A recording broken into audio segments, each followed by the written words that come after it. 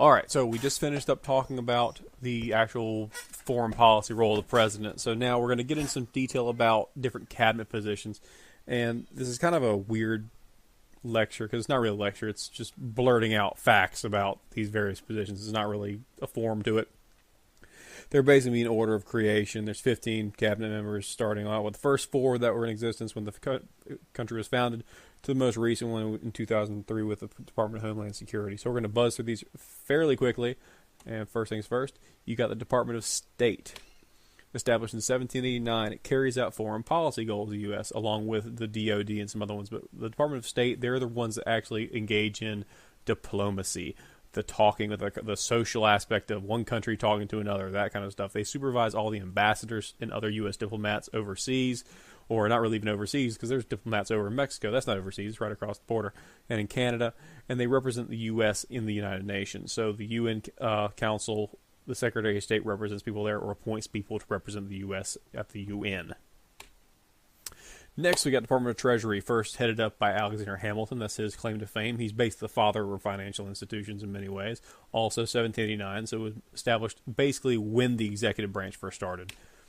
So they collect taxes through the Internal Revenue Service, so we just love those guys. And they print money, postage stamps, and make coins. This is their goal. They also engage in monetary policy, which is, well, are we going to borrow money? They relate to the Fed, which we'll get into way later in the semester. But as far as what they do, these are the chief responsibilities of the DOT. You will see the Department of Treasury, the Treasury Secretary's signature on every dollar bill that's made, so you can track which administration was in charge based on this change in signature. So any new dollar bills printed will have Donald J. Trump's Secretary of Treasury on there, signed down, all that fun stuff. And that just changes over time. The DOD, Department of Defense. Now, it originally called the Department of War, or the War Department, back in 1789. It was reorganized in 1947 after World War II, and they now call it the Department of Defense. It's the same thing. It's no different. If you were to look at the President's Secession Act, they'd still be third in line. Even though they got reorganized in 1947, they didn't get remade or removed. This is still the third in order of creation, Department of Defense. They maintain the Army, Navy, Marine Corps, and Air Force. They conduct research on military weapons, build and maintain military bases, training, anything that involves a guy in a uniform with a gun that's in the military. This is them. This is their purview. They handle it from top-down intelligence reports, all that fun stuff. Everything related to the military happens in here. The Department of Interior. So we saw a big jump. Let's go back for a second. 1789, there wasn't a new one up until 1849. So this is our westward expansion time period. We're dealing with issues related to national parks, federal lands. So we had all this land purchased from Mexico or conquered from Mexico in some cases, going out west. Now we got to deal with it. Well, we created the Department of Interior to basically handle all this new land that was owned by the federal government. How are we going to divvy it out? How are we going to spread this land out? Or the Homestead Act was before this, but it was still related to the creation of this Department of Interior. They protect nowadays. The Department of Interior, their main goal is protecting fish, wildlife, and natural resources and managing national parks and other federal lands. When they were first made, it was like, well, do we divvy up this land? Do we allocate this land to a state? It was much more hands-on, like how do we separate this land out? The DOJ, and again, it's kind of strange, isn't it? They don't have a Department of Justice headed up by the Attorney General, not until 1870. So this is post-Civil War. They investigate and prosecute violations of federal law. They operate federal prisons, they run the FBI, and they represent the federal government in lawsuits. So if I sue the government, if I sue the federal government, a member of the DOJ will actually be out there defending the government's position. The Department of Agriculture, 1889. They provide assistance to farmers. Have you ever heard of a concept called a mailbox farmer? That's somebody who just plants stuff in the dirt. If it grows, great. If it doesn't, there's still a check from the Department of Agriculture, these guys up here, even if something doesn't grow. It's kind of a pejorative term for people who don't know how to farm but just have land. They want to make money off of it from the government. But the term mailbox farmer is used where I'm from, in the area I'm from. They inspect food processing plants nowadays. This role has evolved over time. This is not like the first thing they were doing. They didn't get made and all of a sudden there was inside plants. Now they run the food stamp program. Again, there weren't always food stamps. This is something kind of got adopted in the Department of Agriculture's program. So the DOA, they actually run the food stamp program and school lunch program. So if you're mad about the fact that you don't have fried food in your food anymore, don't go blame Michelle Obama. You can blame the Department of Agriculture because they're in charge of it. And they work to control animal and plant disease. Think mad cow. Spreads like crazy. Like if you have one cow that gets it, they end up killing the entire field of cows to make sure it doesn't spread. Plant diseases, E. coli, or any bad diseases in tomatoes. Back about, I want to say 7 or so years ago, we had an issue where Subway could not put tomatoes on their sandwiches because there was an E. coli outbreak in tomato-based plants. That's a DOA decision saying no more selling tomatoes until we get this under control. That was the DOA. All right, so let's talk about the Department of Commerce. They provide assistance to American businesses, so this can be in the form of a money loan. It can also be in the form of, let's say, guidance on how to start a business and how to maintain one. What do you have to do? What files you have to file? If you want to be a corporation, what do you have to file? What records you have to keep? What taxes do you pay? That kind of stuff. They conduct a national census, and this is a big deal because basically the census is how many people are in the United States, period. That's how we figure out how many representatives you give in Congress. It's how you figure out how many electors a state gets for the presidential election. And it makes sense that the Department of Commerce does this because those people that are measured in the census are consumers. We need to know how many of us are out there to buy stuff because that's how the economy keeps going. We got to be able to analyze and weigh everything out.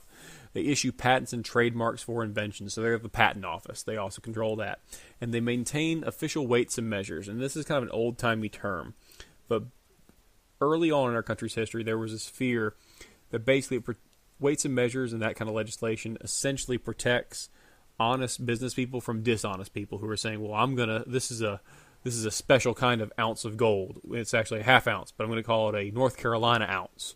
Well, the weights and measures are actually standardized at this office. An ounce equals 28 grams versus a troy ounce, which is the international standard for gold and silver, which is 31 grams. That whole idea of what is an ounce, what is a pound, that has to be weighed out and measured against other things, basically to make sure that there isn't some shady salesman in another state saying this is an ounce in California where it would be different. So all states have to have the same weights and measures, or at least they can't be in conflict with congressionally mandated weights and measures. It's a very strange, old-timey. You don't see the news very often because it's so basic now. We don't think about what an ounce is versus what an ounce could be if we just change the definition a little. All right, on to the Department of Labor, 1913. So this is right around World War I, before our entrance into it, as far as time periods and creation. They enforce laws on minimum wage, discrimination, and working conditions. This is when you're getting out of the robber baron era. If you've already had U.S. history, talking about the robber barons, where the factory work is just miserable, where like the book The Jungle came out and describing in vivid detail people falling into a vat of meat and having their arm ground into the meat, like horrible stuff like that. This is coming out of that movement, this populist movement to protect workers. They help run job training and unemployment programs. So if you ever in your future, and it's going to happen because it happens to everybody, it's happened to me, where you become unemployed. They run job training programs. They run the unemployment programs for unemployment insurance, so you get paid off as time goes on.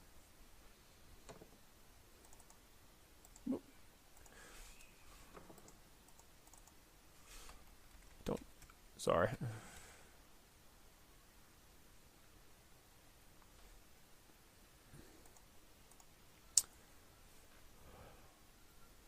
They also provide statistics on changes in prices and levels of employment. So this is where these guys actually come up with and calculate out the unemployment rate. That is such a huge deal over time.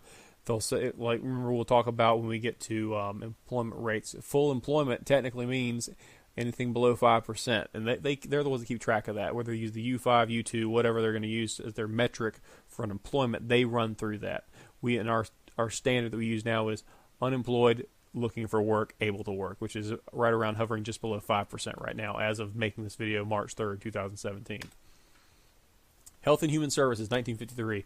They direct Medicare and Medicaid programs. This is part of that whole 1950s, we need to take care of the poor movement. With the poor people, they're dying in the streets. We got to make sure they're not dying in the streets of curable diseases. Why are our children dying of chickenpox or the mumps? Well, the idea here was to cure that. If you're poor and you're sick, you can now file for Medicaid and get things taken care of for you. They run the public health service. They run the FDA to make sure that that food is safe. That if you eat something, it won't kill you. And they run the CDC, where they do drug research. They do research on how diseases spread. They give grants out to say, hey, go research this new drug, go research this disease to make sure it's not going to come get us one day. They do all that kind of fun stuff. They try to prevent the zombie apocalypse, basically.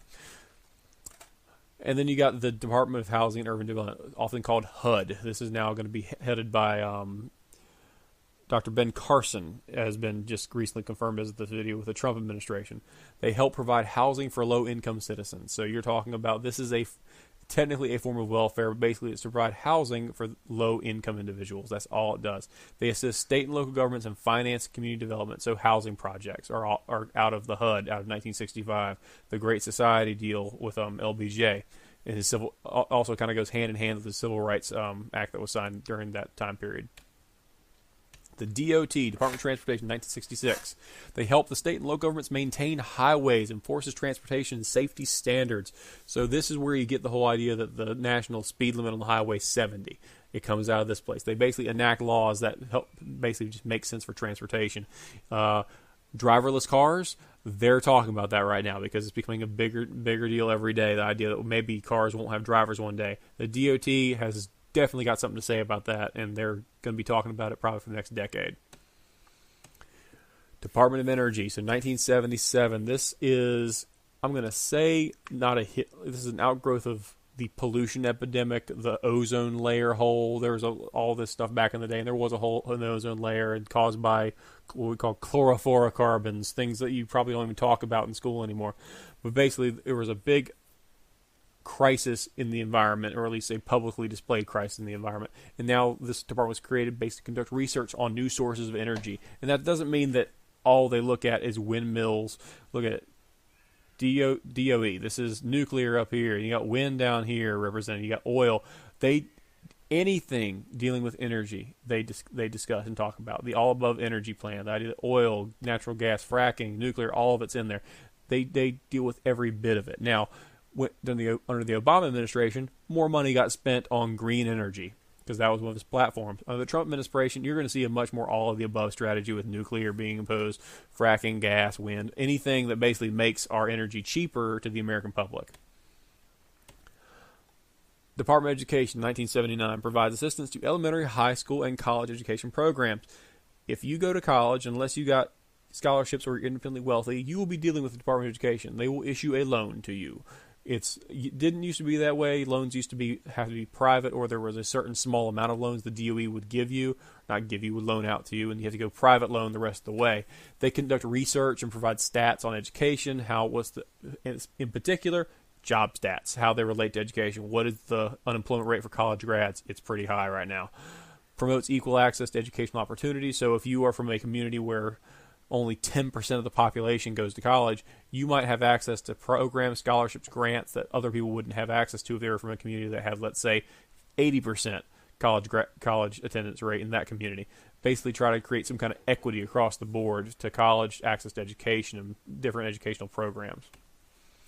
And the VA, Department of Veterans Affairs. This is the one that's in the news a lot, and it's always scandalous. There was just one thing in Durham that was heartbreaking, a vet who had to just lay on the floor in pain.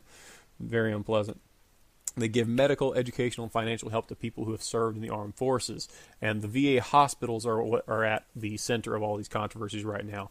And the plan is that the VA will probably end up being overhauled and changed around quite a bit in the next 10 or so years. And then finally, the most recent addition and the final addition is the Department of Homeland Security. Sorry, I don't have a seal for it on this PowerPoint.